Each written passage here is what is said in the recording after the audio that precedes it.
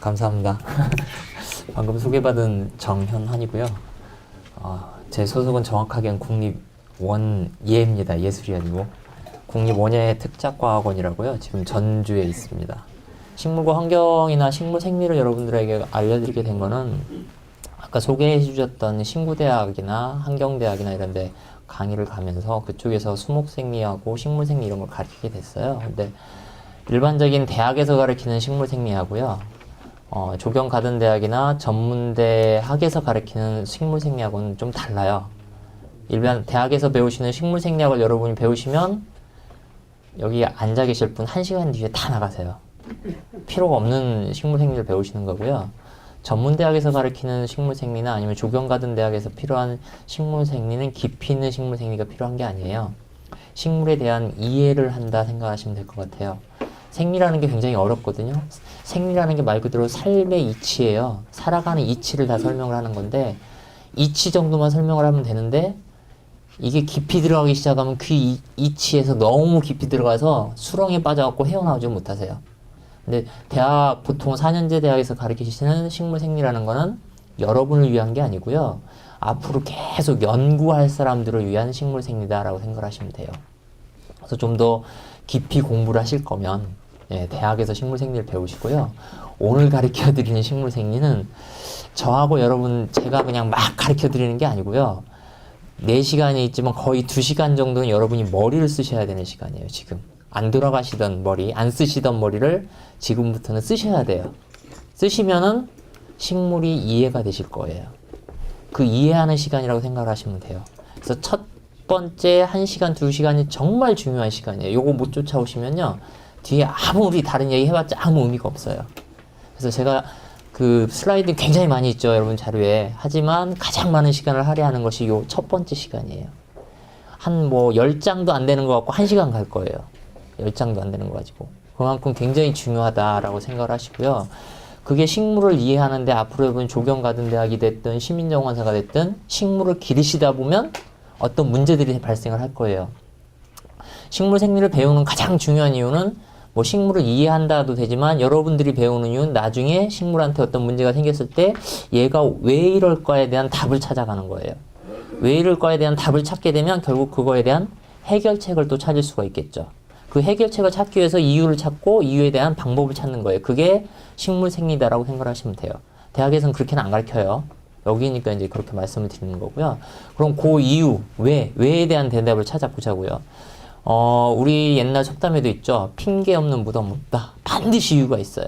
모든 식물의 어떤 행동이라든가 모양이라든가 이런 게 나타날 때는 그에 대한 반드시 이유가 있는데 그 이유를 우리는 다 몰라요.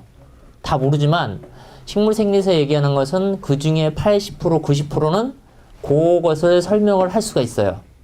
그러나 항상 예외는 있죠. 예외는 있기 때문에 그 예외에 대해서는 더 공부를 해야 되는 거고 일반적으로 보편적으로 80% 이상은 요걸 사용하면 다 이해를 할 수 있는 내용들을 저희가 식물 생리에서 말씀을 드리도록 할 거예요. 첫 번째 이제 생각하셔야 될 게 이제 여기 있긴 하지만 그래서 오늘은 주로 요 3가지를 다 해야 되는데요. 이 3가지 4시간에 절대 못 해요. 절대 못 하고요. 뒤에 가면 막 넘어갈 거예요. 가장 중요한 요 앞쪽만 정말 중요하게 말씀드릴 거고요. 이 내용들을 이해하셔야 되는데 첫 번째 중요한 것 중에 하나는 식물을 여러분하고 다른 존재로 생각하시지 말라는 거예요. 여러분이나 식물이나 똑같은 존재다. 똑같은 생명체다. 라고 생각을 하시고요. 식물은 최소한 우리보다도 수억 년 이상을 더 먼저 살아왔어요. 지구상에. 인간보다. 더 오랜 세월을 살아왔다. 늙은 생강이 맵다고 하죠. 그죠? 왜 그렇죠? 오랜 세월 살아오면서 다양한 환경을 겪어봤기 때문에 그 환경에서 살아남을 수 있는 뭔가가 지혜가 쌓여 있단 말이에요. 식물도 똑같아요. 우리보다 더 오랜 세월 살아왔기 때문에 그 오랜 세월 살아오는 동안에 엄청난 변화를 겪고 왔을 거라고요. 그 엄청난 변화를 겪고 왔음에도 불구하고 살아있어요, 지금. 그러니까 그런 변화를 겪을 때 거기를 이겨낼 수 있는 뭔가를 몸에 축적하고 있단 말이에요. 그게 몸이 됐든 지혜가 됐든 다 갖고 있어요. 그래서 어떤 면에서는 식물이 인간보다도 더 똑똑하다라고 생각을 하시면 돼요. 단지 차이점은 식물은 인간과 달리 움직이지 어디 도망을 못 가는 거고 인간은 도망을 갈 수 있다라는 그런 차이가 있다고 생각을 하시면 돼요. 그거 하나에서 굉장히 많은 것들이 갈라져요. 여러분 자료에 나오는 거 이런 거 보여드릴게요. 사람이나 식물은 어쨌든 비슷비슷하다. 우리의 몸은 유전자로 이루어져 있죠. 물론 세포로 이루어져 있고 유전자가 우리의 성질이라든가 모양이라든가 형태 아니면 뭐 혈액형 이런 걸 다 조절을 하죠.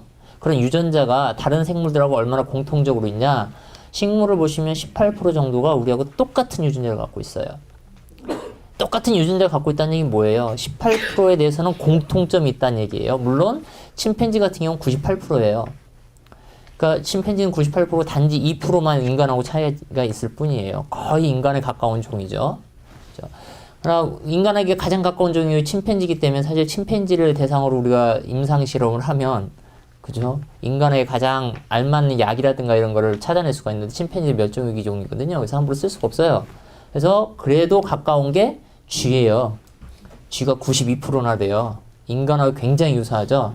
그러니까 보통 보면 의학 실험을 할 때 새로운 약 나오면 대부분이 쥐에다 먼저 실험하고 거기서 안정적이 되고 부작용이 없으면 임상시험, 인간에 대해 시험할 수 있게끔 허용이 된다고요. 왜? 이유는 유전자가 이렇게 비슷하기 때문에 그래요. 그래서 여기서 효과를 발휘하면 인간한테도 발휘할 가능성이 높아지는 거죠. 훨씬 더. 그런 식이에요. 그래서 보통 식물의 경우는 18% 정도가 인간하고 유전자가 같다 그래요. 보통. 그런데 이제 요즘 밝혀진 바에 의하면 바나나가 있어요. 이게 많이 먹죠? 바나나. 이거 몇 프로나 우리와 같을 것 같아요? 보통은 18%예요. 보통은. 근데 이 최근에 나온 건데요. 바나나의 경우는요. 50%나 돼요. 인간하고 유전자가 50%나 비슷하다고 요즘 알려진 얘기예요. 제가 이 얘기 하려는 이유는요. 인간이나 식물이나 유전자는 동일하다. 동일한 것들이 있기 때문에 그 나타나는 기능들도 분명히 동일한 게 있다는 걸 말씀드리는 거고요. 두 번째 말씀드리는 건 이런 거예요.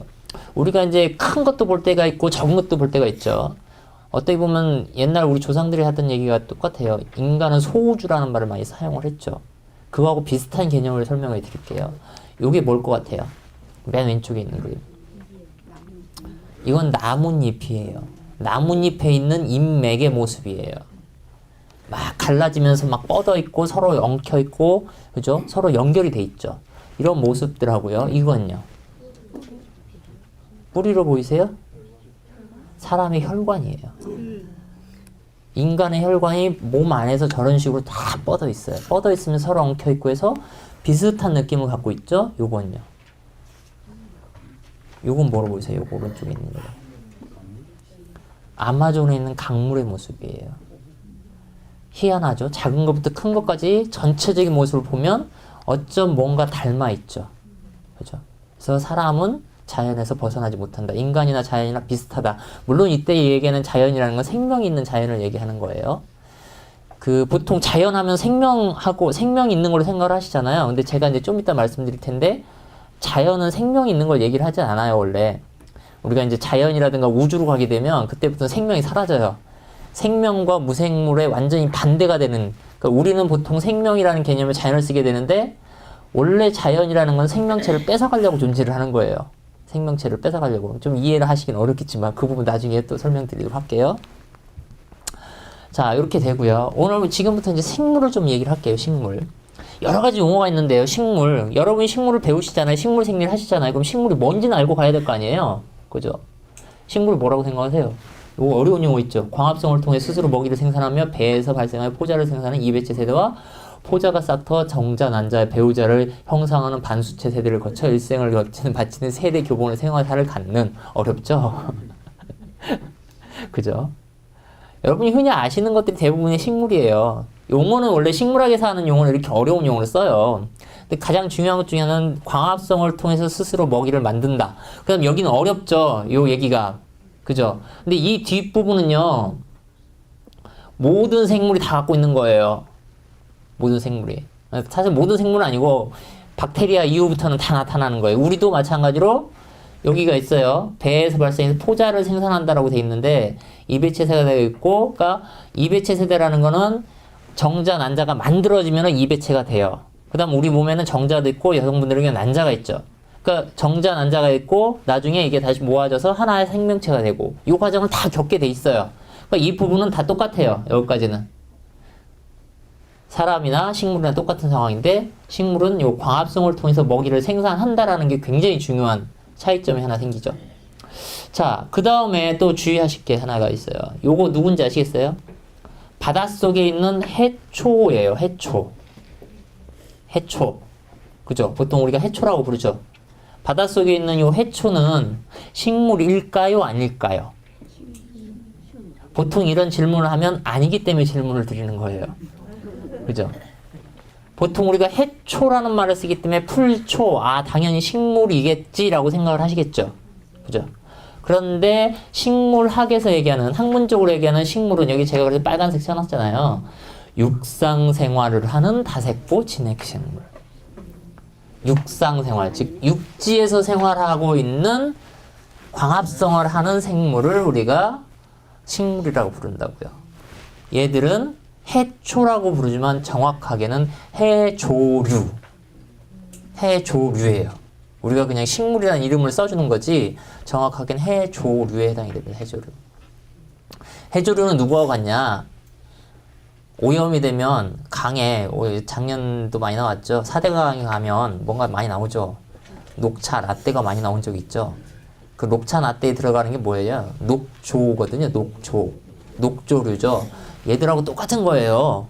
녹조류, 해조류, 갈조류, 홍조류인데 그 보통 우리가 보는 녹조류라는 것들은 세포 하나하나가 떨어져 있는 단세포고요. 세포 하나하나가 살아있는 거고요. 얘들은 세포들이 모여서 다세포가 돼 있는 것 뿐이에요. 차이점은 그거예요. 단지 얘들은 어쨌든 다세포일 뿐이지 육지 생활을 하는 게 육상 생활을 하는 게 아니기 때문에 애들은 우리가 조류라고 부르고 식물이라고 부르지는 않습니다. 식물이라고 부르는 것은 어쨌든 육지에서 생활하는 요렇게 바위 같은 데 붙어 있는 요놈들 있죠. 혹시 보신 적 있으세요? 그 오래된 바위 같은 데 보면 거덕에 껍질에 이끼처럼 생겼는데 뭔가 따다닥 붙어 있는 거 있죠. 이런 걸 보통 지의류라 그래요. 지의류. 오래된 바위나 이 나무 같은 데 잘 붙어 있죠.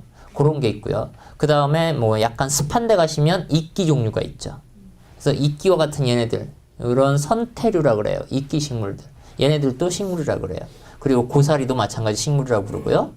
그리고 뭐 그 외에도 우리가 알고 있는 그 은행나무라든가 흔히 보시는 것들 대부분 식물이라고 우리가 얘기를 할 수가 있게 돼요. 그죠? 자, 그러면 제가 여기다 써놓긴 했습니다. 한번 봅시다.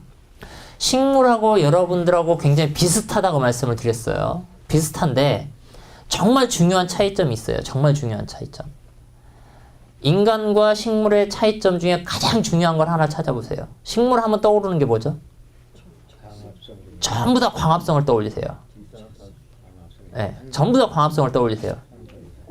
그런데 제가 오늘 강조드리는 건요, 광합성이 아니에요. 광합성을 떠올리시면 안 돼요. 식물 하면 광합성을 떠올리시기보다는 그건 식물 생략적으로 가리키는 얘기고요. 이게 생태학적이라든가 우리가 식물 생리를 이해하기 위해서는 광합성을 떠올리시지 말고 우리는 어디론가 갈 수 있다라는 걸 생각을 하시고요. 식물은 이동할 수가 없다라는 걸 떠올리셔야 돼요. 아니, 인간은 이동할 수 있다. 이동할 수 있다. 움직이지 못한다는 게 아니고요. 이동을 할 수 있다. 식물의 경우는 이동을 하지 못한다라는 게 중요해요. 고정이 되어 있다. 뿌리를 받고 있다라는 게 굉장히 식물한테는 중요한 이유가 됩니다. 그래서 이게 어떻게 보면 가장 중요한 특징이에요. 식물한테는. 어떤 분들은 이제 보통은 이걸 먼저 얘기하세요. 광합성을 항상 얘기하고 그 다음 정착성 얘기를 하는데 제 개념에서는 저는 그래요. 이해를 하려면 고정이 되어 있다는 게 더 중요한 특징이다라고 생각하시면 돼요. 자, 고정이 되어 있고요. 그 다음에 광합성을 합니다. 광합성을 해요. 광합성이라는 것은 태양 에너지를 받아들여서 그죠? 탄수화물과 같은 우리가 사용할 수 있는 에너지 형태를 바꿔주는 거죠. 그 광합성의 경우는 이제 생리에서 얘기를 하긴 하는데 깊이 들어가지는 않을 거예요. 광합성 부분은요. 자, 광합성을 하다 보니까 식물은 다른 생물들이 먹을 수 있는 영양분을 만들어내요. 그 영양분은 결국 다른 생물이 먹어서 또 에너지를 쓰기 위한 거예요. 자꾸 이제 에너지 얘기를 하게 될 거예요. 원래는 이제 생물에서 한 가지 꼭 얘기하고 들어가야 되는 것 중에 하나가 있는데 생물의 특징 중에 하나가 두 가지가 있어요. 첫 번째, 가장 중요한 특징 중에 하나예요. 첫 번째는 에너지를 어떻게든지 내 걸로 만들려고 노력을 해요. 에너지를 추구한다. 그러니까 물질과 에너지를 어떻게든지 내 걸로 만들려고 추구하는 것이 생물의 특징이다. 식물뿐만 아니라 모든 생물의 특징이라고 보시면 돼요. 여러분들도 마찬가지예요. 돈을 버는 것도 일종의 에너지를 가져오는 거로 생각을 하시면 돼요. 다 에너지로 설명을 드릴 거예요. 첫 번째는 그래서 에너지를 어떻게든지 더 많이 가져가려고 한다. 두 번째, 에너지를 가져가긴 하되 그거를 효율적으로 사용하려고 한다. 효율적으로 사용하려고 그래요. 그런 걸 한번 꼭 염두에 두고 가세요. 앞으로 계속 그 얘기 하게 될 거예요. 자, 그래서 어쨌든 광합성을 통해서 식물은 태양 에너지를 탄수화물이라는 걸로 만들게 돼요. 만들었을 때 잘 생각해 보세요. 탄수화물이 지금 식물 말고는 다른 데 나타나질 않아요. 물론 뭐 조류나 얘네들도 있긴 하지만 근데 식물이 탄수화물을 갖고 있기 때문에 다른 생물들은 그 식물을 잡아먹으면 에너지를 흡수할 수가 있죠. 왜 본인이 직접 안 만들까요? 여러분들이 예를 들어 여러분이 직접 광합성을 하면 먹고 살 수는 있겠죠. 하지만 우리는 분명히 잡아먹어요. 식물이든 동물이든 잡아먹고 있어요. 왜 그렇게 됐을까요? 쉽죠? 그 쉽다라는 게 뭐겠어요? 에너지 효율이라고요. 효율 측면에서는 잡아먹는 게 훨씬 더 좋은 거예요. 내가 직접 하는 것보다 왜 이 회사나 이런 데도 보면 내가 직접 모든 걸 하는 것보다 일을 나눠줘 버리는 거, 아웃소싱을 했을 때 훨씬 더 에너지 효율적이란 말이에요. 그게 다 그렇게 이루어지는 거예요. 그러니까 자연계를 보면 분명히 그렇게 흘러가게 돼 있어요. 그래서 어떤 면에서는 식물 생리를 제대로 이해하고 있으면은 경영이 됐든 뭐든 그대로 이용할 수가 있는데 대신 냉정해져야 돼요. 식물 세계는 굉장히 냉혹한 세계예요. 그래서 절대 여러분들이 식물을 보면 시 쓰시는 분들 굉장히 멋있고 우아하고 이렇게 쓰고 계시죠? 식물 생리의 세계를 들어가시면은 그런 게 안 보여요. 이거는 무서운 세계예요. 거기 들어가면은. 네, 그렇게 됩니다. 이따가 그런 거 알려드릴게요. 볼 거예요. 정말 에너지 효율적인 거를 추구하다 보면 나오는 게 있어요. 인간의 경우도 똑같이 나와요. 처음엔 본인이 다 해요. 그 다음엔 아까 말씀드린 효율적이기 때문에 점점점 잡아먹거나 이용하는 쪽으로 발달하게 돼 있어요. 이용을 하되 처음에는 이용하려면 뭐 해야 돼요? 줘야 되죠. 자연계는 공짜 없어요. 기브 앤 테이크예요. 주고 받기를 하거든요. 그래서 일을 시키려면 뭔가를 줘야 되는데 나중에 되면 어떻게 될까요? 사람들도 생각이 똑같죠. 경영하시는 분, 그런 사람은 경영자가 아니긴 하지만 점점 가면 갈수록 덜 주면서 많은 걸 뽑아내려고 노력을 해요. 그죠? 덜 주고 뭔가 월급 적게 주면서 일은 많이 시키고 싶어져요. 점점 그렇게 돼요. 원래 이제 생물이기 때문에. 그러다가 어느 순간 아무것도 안 주면서 그냥 일만 시켜 먹으려고 그래요. 네. 진짜 근데 식물 세계에서 그게 달아나는 애들이 있어요. 거기 바로 이제 사기치는 거예요. 줄 것 같이 얘기하면서 아무것도 안 주는 거예요. 대신 일은 다 하는 거지. 그래서 속아서 계속 일만 하는 그런 형태가 있어요. 나중에 보여드릴게요. 어쨌든 그래요. 제가 이게 항상 3000% 조금씩 가요. 네, 어쨌든 광합성을 해서 탄수화물이라는 에너지 원을 만들어 놨어요. 그럼 우리가 잡아 먹어야 되는데 식물의 입장에서는 열심히 만들어 놨단 말이에요. 근데 동물이 와서 나를 잡아 먹으려고 그래요. 여러분 같으면 어떡하실 거예요? 여러분이라면. 여러분은 사람이니까. 네.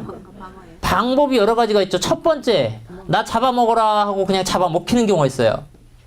그죠? 정말 수능적인 존재들. 그거 어떻게 될까? 그 존재는. 지금 없는 거예요. 그죠?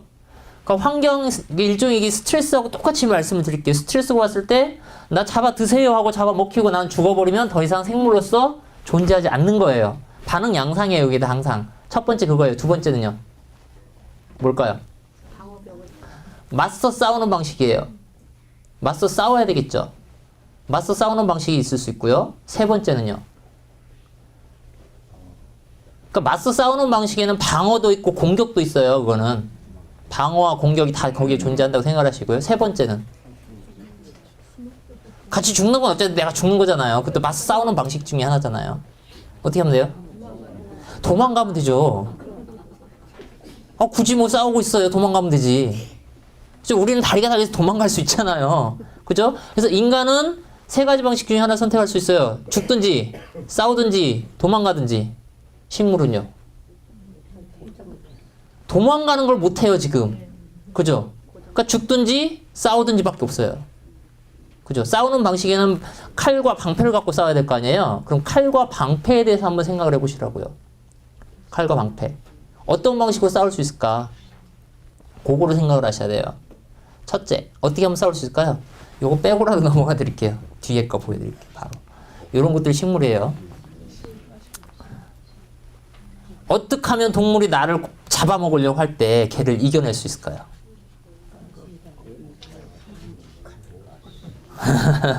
요건 보이시죠? 요거는. 가시를 만들어서 나를 못 뜯어먹게 하면 되죠. 저 방어죠, 저거는 일종의. 그죠? 거의 대부분 방어 전략이긴 합니다만, 가시를 만들어서 나를 뜯어먹지 못하게 해요. 우리나라에 저런 나무가 있죠. 못 보셨나요? 이런 나무를? 나무 중에 가시가 있는 애들. 예, 탱자나무도 있죠. 호랑가시나무도 있죠. 아카시나무도 가시가 많죠. 장미에도 가시가 있죠. 그죠? 요런 나무들은 가시를 통해서 나기를 보호한단 말이에요. 예? 무슨 나무요? 산딸기. 예, 산딸기 나무. 장미과 식물들. 장미과 식물들은 열매들이 많기 때문에 특히 자기를 보호할 경향이 많아요. 장미과 식물의 열매들은 먹이가 잘 되거든요. 그래서 보호하기 위해서 그렇게 존재를 해요. 요 나무는요, 요거는 그 아카시나무하고 비슷한 나무인데 주엽 나무라는 식물이에요. 주엽이라는 나무인데 제가 사진은 다 안 넣어드렸어요. 사진까지 다 넣어드리면 엄청난 양이기 때문에 일부는 빠져 있습니다. 주엽나무인데요. 그냥 알고만 가시면 돼요. 이 주엽나무는 재밌는 나무예요. 나무가 어릴 때 특히 키가 작은 아래쪽에서만 가시가 나와요. 위로 키가 커버리면은 그쪽에선 가시가 안 나와요. 왜 그랬을까요?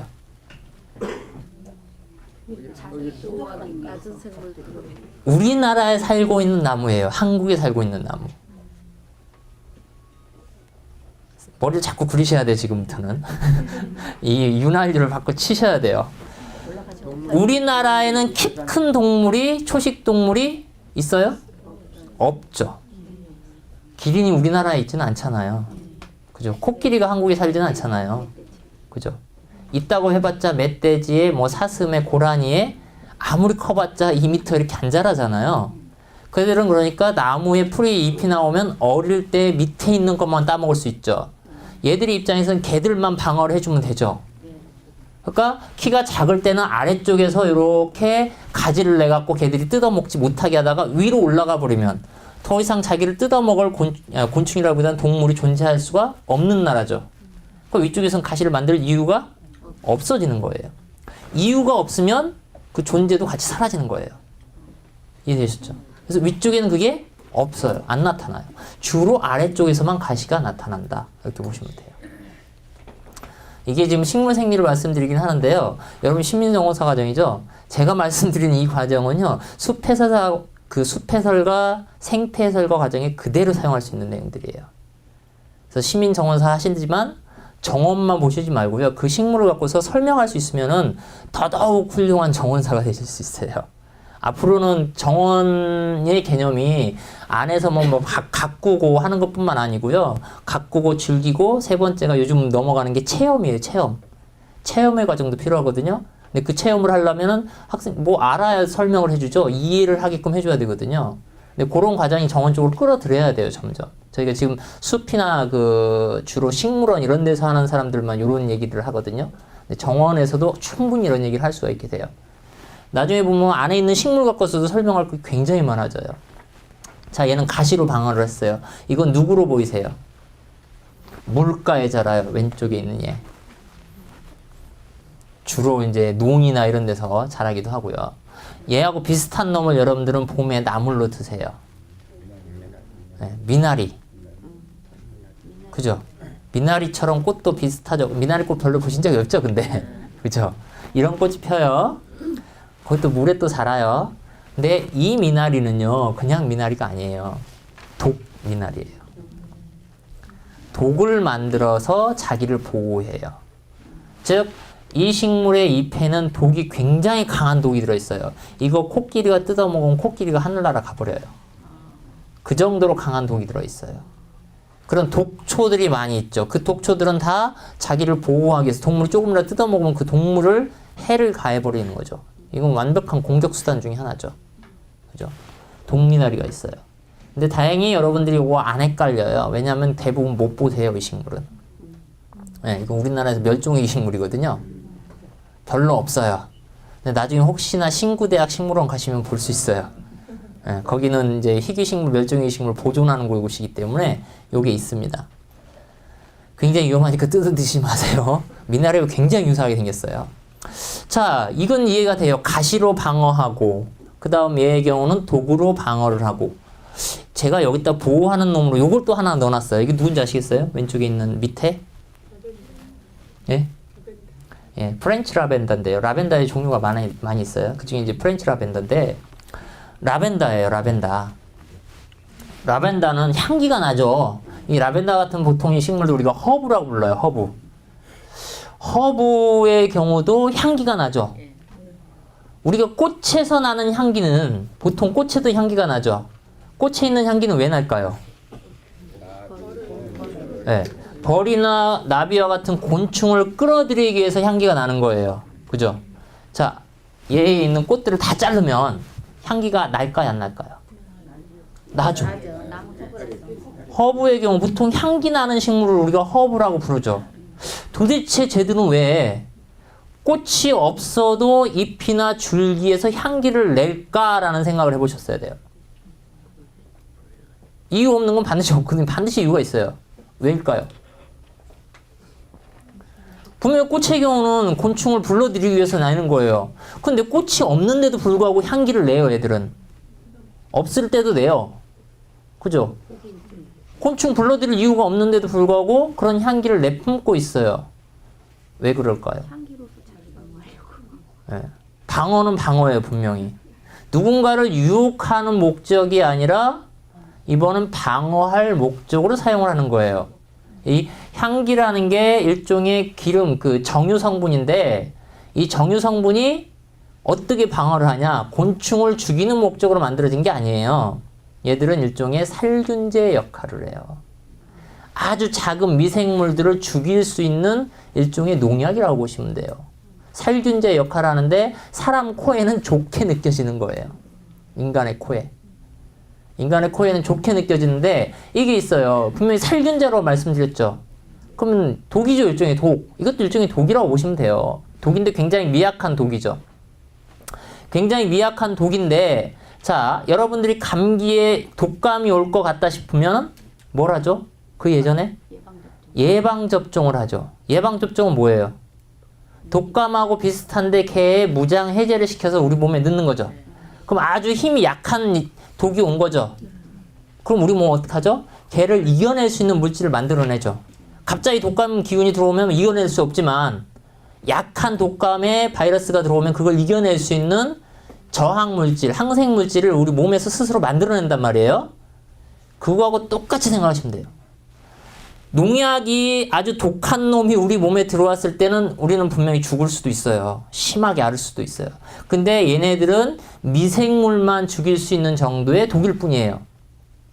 그러니까 우리 몸은 어쨌든 이게 우리 몸에 흡수가 되면 독으로 인식을 해요. 내 몸은 분명히. 독으로 인식하지만 굉장히 미약한 독이기 때문에 오히려 내 몸은 그걸 갖고 분해하는 물질을 굉장히 많이 만들어내버려요. 그럼 내 몸은 어떻게 될까요? 면역력이 확 높아지면서 오히려 건강해지는 거예요. 예방접종하고 똑같이. 그래서 그런 향기 성분을 내뿜는 거예요. 그럼 이런 향기 성분 같은 것들을 뭐라고 하냐? 특히 얘들은 좀 더 많이 뿜는 거고요. 모든 식물들은 저런 향기 성분과 같은 거를 기본적으로 다 뿜어요.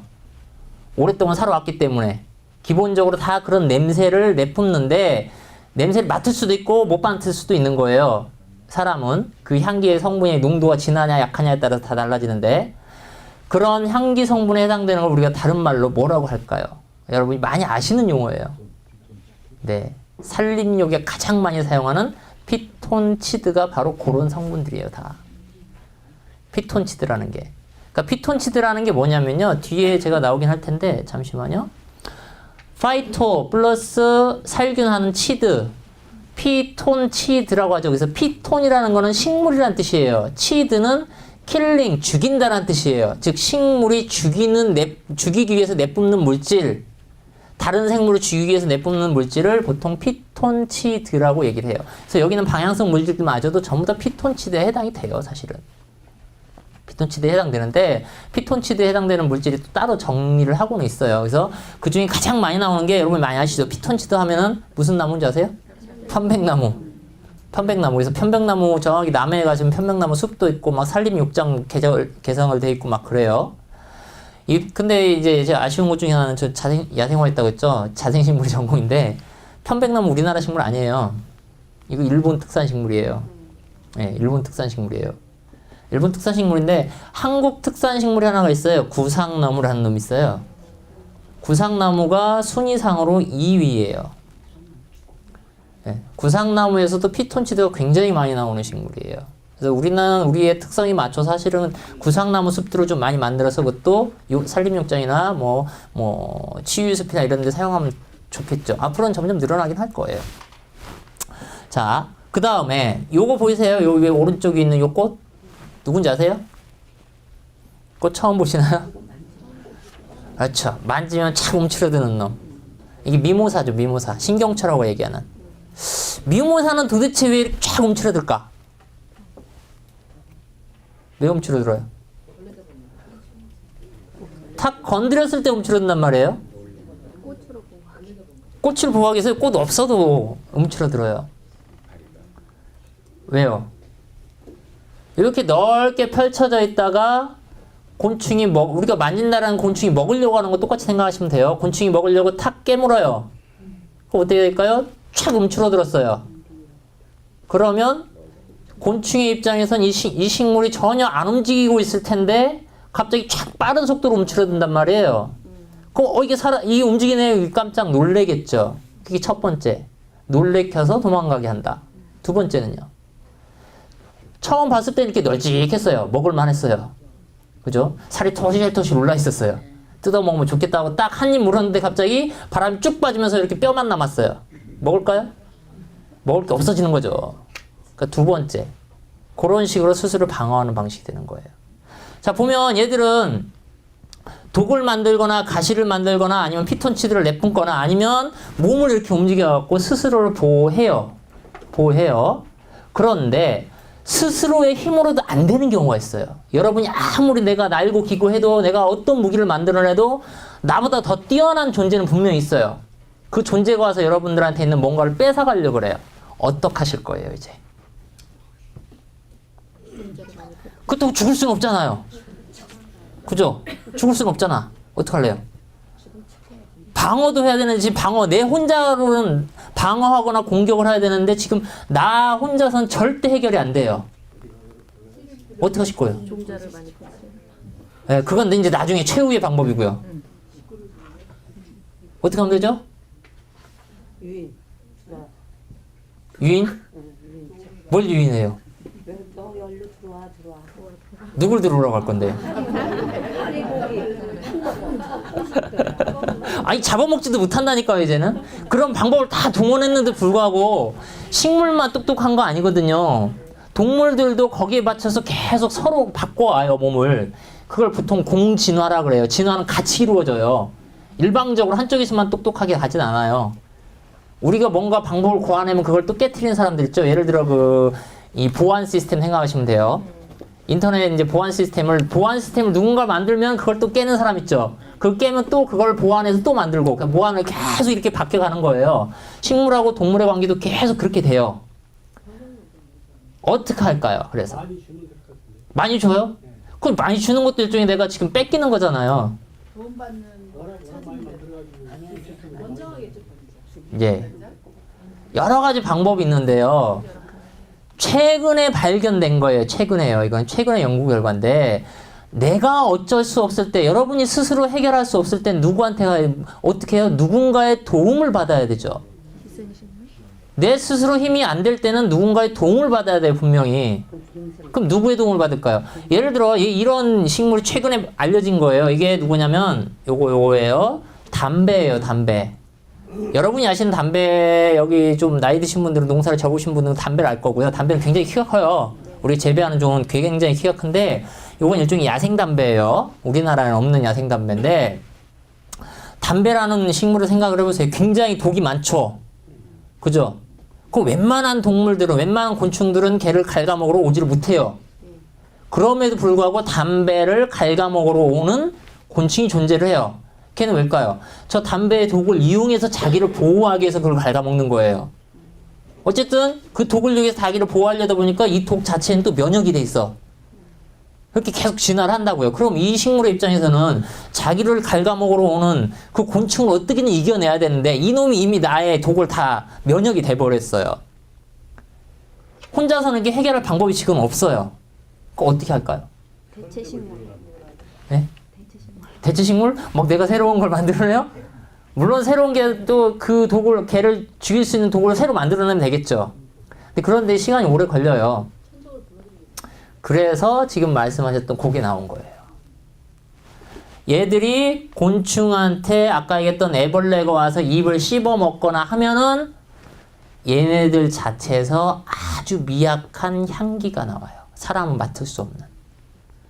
아주 미약한 향기가 나와요. 그럼 그 향기는 바람을 타고 이렇게 퍼지겠죠. 퍼지면은 주변에 있던 여기 와서 먹고 있는 애벌레를 공격하는 천적이 와요. 천적이 와요. 그래서 최근에 밝혀진 게 그거예요. 그래서 자기가 공격을 당하면 나 공격당한다 해갖고 그 신호를 향기 형태로 밖으로 뿜어내면 멀리 떨어져 있던 요 애벌레의 천적이 와서 애벌레를 잡아먹게 하는. 그러니까 내가 힘이 없으니까 그러니까 적군이 나를 공격을 하니까 어떻게 해요? 적군의 적을 불러들이는 거예요. 요게 최근에 알려진 거예요. 또 어떤 경우는 아까 얘기했던 것처럼 내가 공격을 받고 있어요. 나는 방어를 지금 못하고 있는 상태에서 아무 무방비 상태였는데 나를 공격을 했어요. 그러니까 나는 죽을 수 있는 상황이에요. 그러면 내 옆에 있는 내 가족, 내 친구들은 또 살려야 되죠. 그러니까 내가 공격을 받으면 나 공격받고 있다 하면서 막 소리를 질러대요, 옆에다가. 그 소리라는 게 우리가 이제 보통 휘발성 유기화합물인데 저희가 그 말을 토킹 트리란 말을 써요. 말하는 나무, 말하는 식물 이런 말을 쓰긴 하는데 막 향기를 내뿜으면 막 미친 듯이 밖으로 뿜어내요.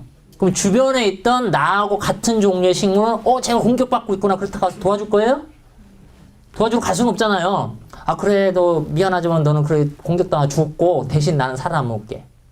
해서 이 식물의 경우는 그 향기를 받으면 곤충이 나를 친구로 공격하고 있구나. 조만간 나한테 오겠네? 그럼 저놈을 이길 물질을 만들어야 되겠다 해서 방어 물질들을 만들어내요. 그런 식으로 할 수가 있어요. 그게 요즘 밝혀진 얘기예요. 담배의 경우는요. 야생담배 아까 그 말씀드렸죠. 야생담배의 경우는 그런 기능이 있어요. 지금. 있는데 원예가 아니지. 재배의 종들 있죠. 지금 우리가 재배하고 있는 것들. 재배하고 있는 것들은 그 기능이 사라져 버렸어요. 그러니까 막 우리가 육종하는 과정에서 그 기능이 사라졌거든요. 그래서 어떻게든지 그 기능을 집어넣을 수 있으면 우리가 농약 많이 안 쓰고도 친환경적으로 재배할 수 있는 방식이 나오는 거예요. 그런 연구들을 굉장히 많이 하고 있어요, 지금. 그래서 연구 수준에서 굉장히 탑에 올라가는 수준이에요. 요것뿐만 아니고요. 최근에 밝혀진 것 중에 하나는 토마토도 그런 기능이 있어요. 토마토에도 있고요. 그러니까 물론 재배종에는 없어요. 전부 다 야생종에서만 나타나요. 옥수수에도 있어요. 옥수수에도 야생 옥수수의 경우는 뿌리를 갉아먹는 선충이라는 놈이 있어요. 선충이 뿌리를 굉장히 많이 갉아먹거든요. 그럼 굉장히 피가 많이 나요. 그럼 애들 뿌리에 선충이 와서 피해를 막 갉아먹기 시작하면 뿌리 쪽에서 어떤 물질을 내뿜어요. 그럼 땅을 통해서 서서히 퍼져나가면 주변에서 그 선충을 잡아먹는 균 같은 것들이 늘어나요. 그래서 걔를 또 잡아먹어버려요. 그러니까 누군가 이 선충의 적을 불러오는 거죠. 그게 될 수 있는데 아까 말씀드린 것처럼 재배종에서는 그게 싹 사라졌어요, 지금. 그래서 어떻게든 그 야생종에는 그 역할을 하는 게 도대체 누군지 정확하게 모르는 거예요. 그 유전자가 누군지 아직 모르기 때문에 그런 걸 끌어다가 여기다 이제 새로 집어넣어주면 우리가 갖고 있는 거에 넣어주면 아마 굉장히 친환경적으로 할 수도 있겠죠. 그런 식으로 간다라는 거예요. 그 다음 첫 번째 얘기했고요. 첫 번째만 해도 시간 많이 가지고 벌써 결국 몇 장 안 되는 거.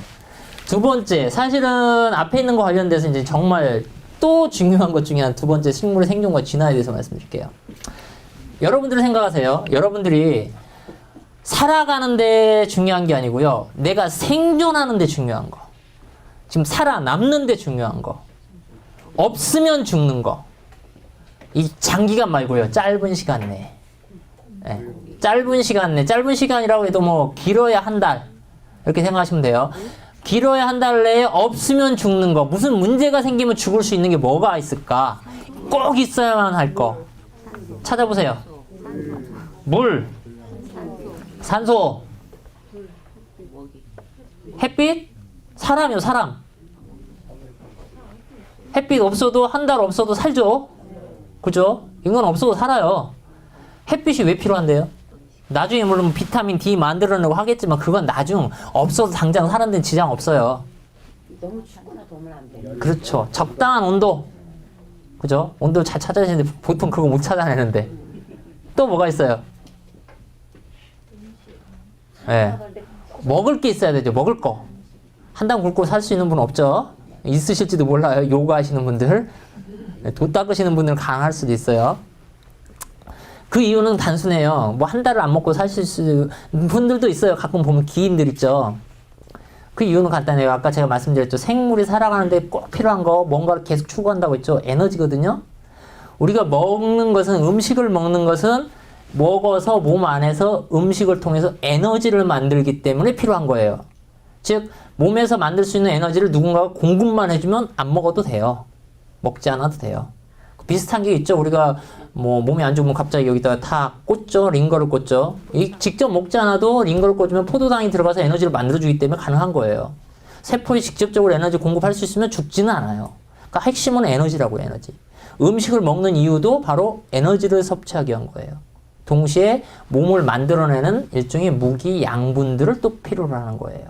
그렇게 생각하시면 돼요. 그래서 사람한테 꼭 필요한 건 물이 있어야 되죠. 공기 있어야 되죠. 그 다음에 음식이 있어야 되죠. 음식이 하면 사실 물도 다 들어갑니다만 먹을 게 있어야 되죠. 적당한 온도가 있어야 되죠. 그죠? 식물한테도 그대로 적용을 해보자고요. 식물한테 물이 필요할까요?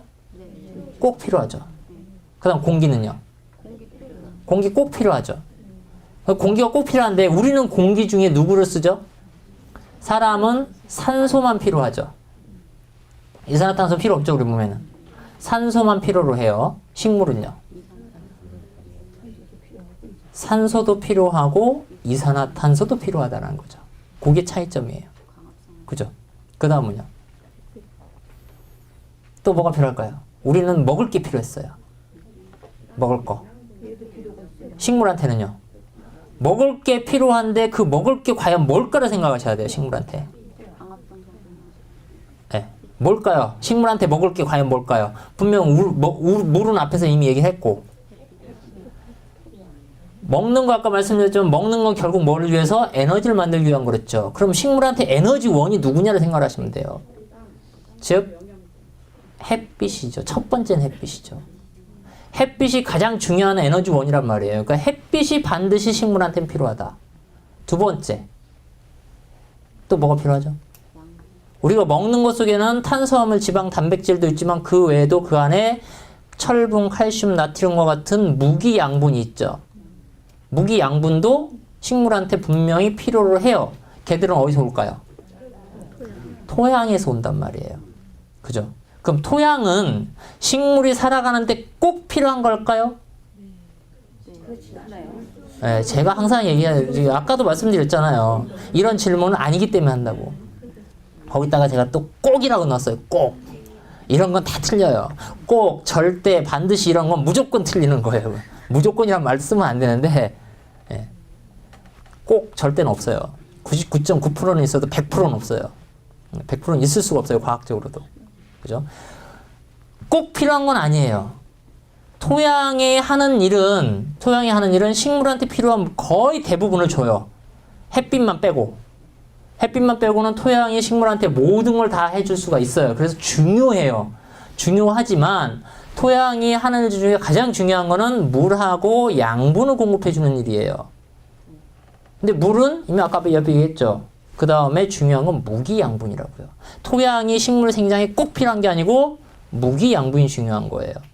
그 다음에 적당한 온도. 됐죠? 그럼 식물 생장에 꼭 필요한 거는 5가지 나왔죠? 보세요. 햇빛, 물, 공기, 미네랄, 온도. 자, 요거예요. 그럼 이 중에 하나라도 부족하면 어떻게 돼요? 죽는 거예요. 죽느냐 사느냐가 바로 이제 여기서 이제 결정이 됩니다. 햇빛이 없어요. 그럼 점점 에너지가 안 들어오니까 못 먹고 못 먹어서 결국은 죽겠죠. 그죠? 만약에 물이 없으면 말라 죽겠죠. 그죠? 공기가 부족하면 숨을 못 쉬어서 죽을 거고요. 미네랄이 부족하면 몸을 만들지 못하니까 뭐 각기병이 벌리든 뭐 엽록소가 없어지든 하면서 죽게 될 거예요. 또 온도가 너무 덥거나 너무 추우면 당연히 얼어 죽거나 그 다음에 뭐 타서 죽지는 않겠지만 타서 죽을 수도 있고요. 너무 뜨거워서 죽을 수도 있고요. 이렇게 될 거란 말이에요. 즉 얘네들 하나하나가 굉장한 스트레스가 될 수가 있어요.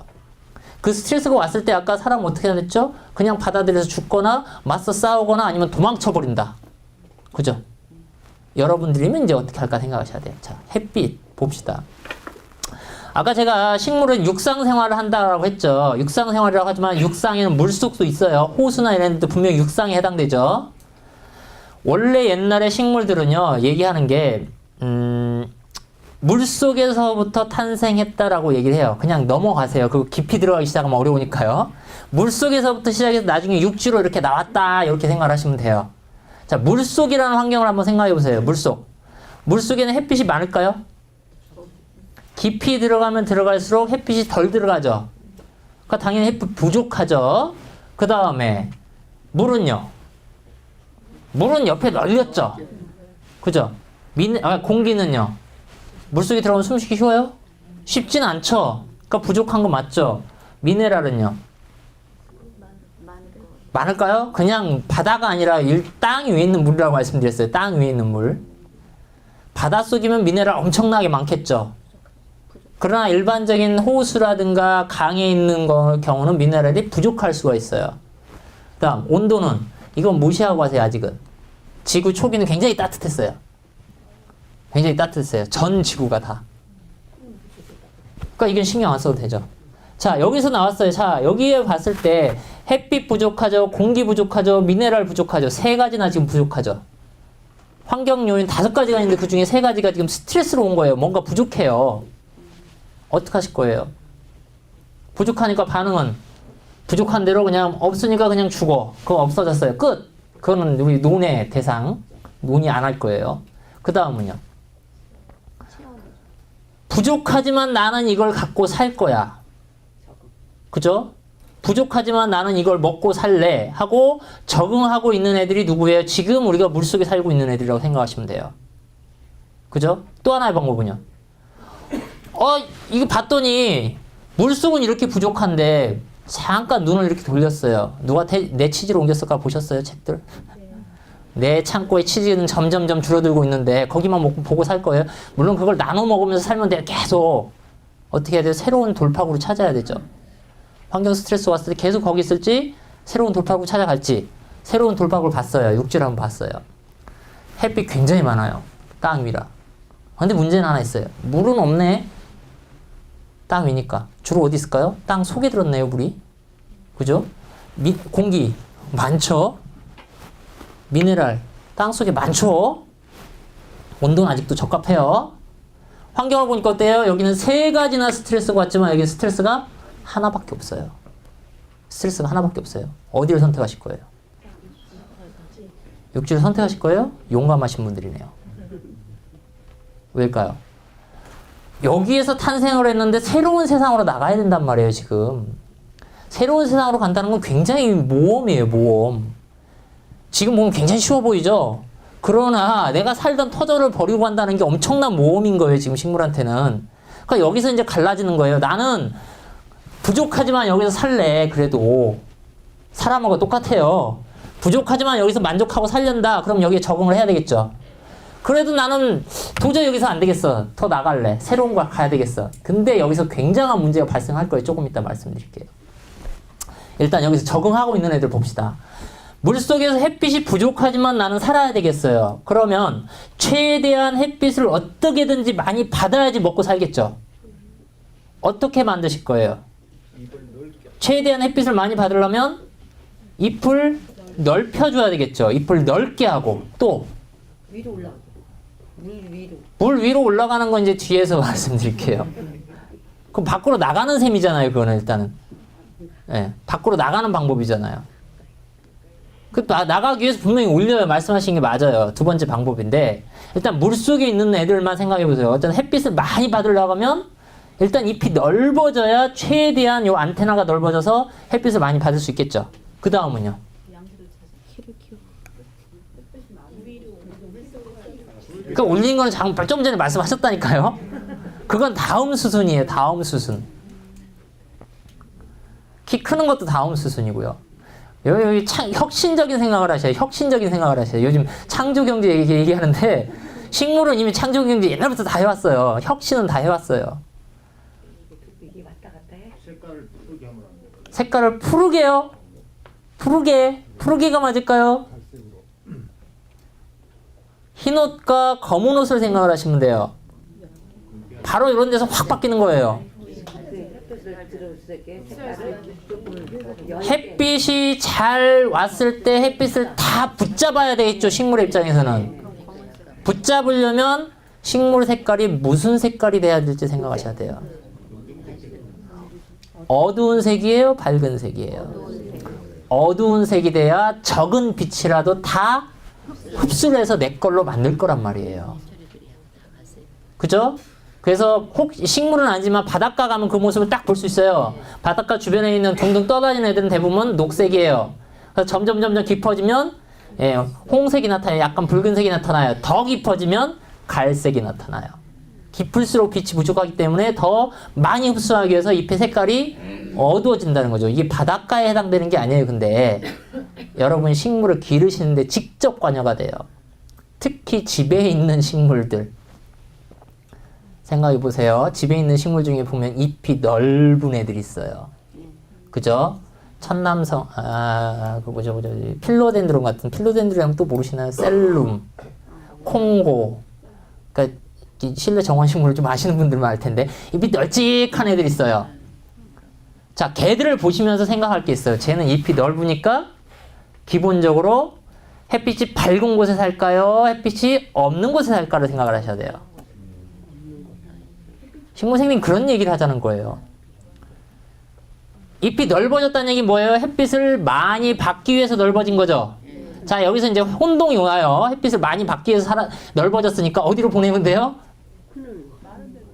많은 데 보내는 게 맞을까요? 없는 곳으로 보내는 게 맞을까요? 없는 곳으로 보내야죠. 원래 살던 곳이 없는 곳이었기 때문에 잎이 넓어진 거예요. 그죠? 그거 헷갈리시면 안 돼요. 첫 번째 그거예요. 여기서 잎이 넓은 애들을 보면 제가 그 식물의 특성을 정확하게 모르지만 그래도 잎이 넓다. 아, 얘들은 그래도 약간은 그늘진 곳을 좋아하겠구나 라고 유추가 가능해지는 거예요. 그죠? 첫 번째 그거고요. 집에 보면 잎의 색깔이 밝은 애들이 있고 약간 어둡칙칙한 애들이 있어요. 또는 잎에 무늬가 있는 애들이 있어요. 무늬가 있는 애들이 있어요. 자, 밝은 색 말고 어두운 거 생각해 보세요. 어둡다. 넓진 않아도 어두운 애들이 있을 수 있어요. 잎의 색깔 자체가.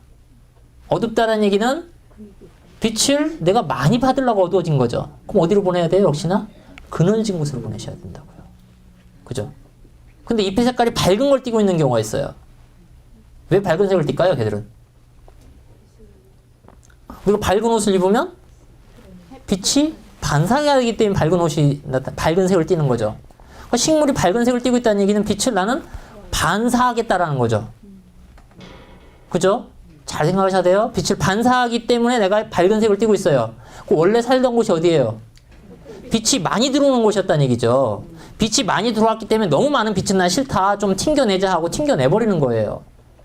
그러니까 그런 애들은 밝은 곳에 넣어 주셔야 된다는 거죠.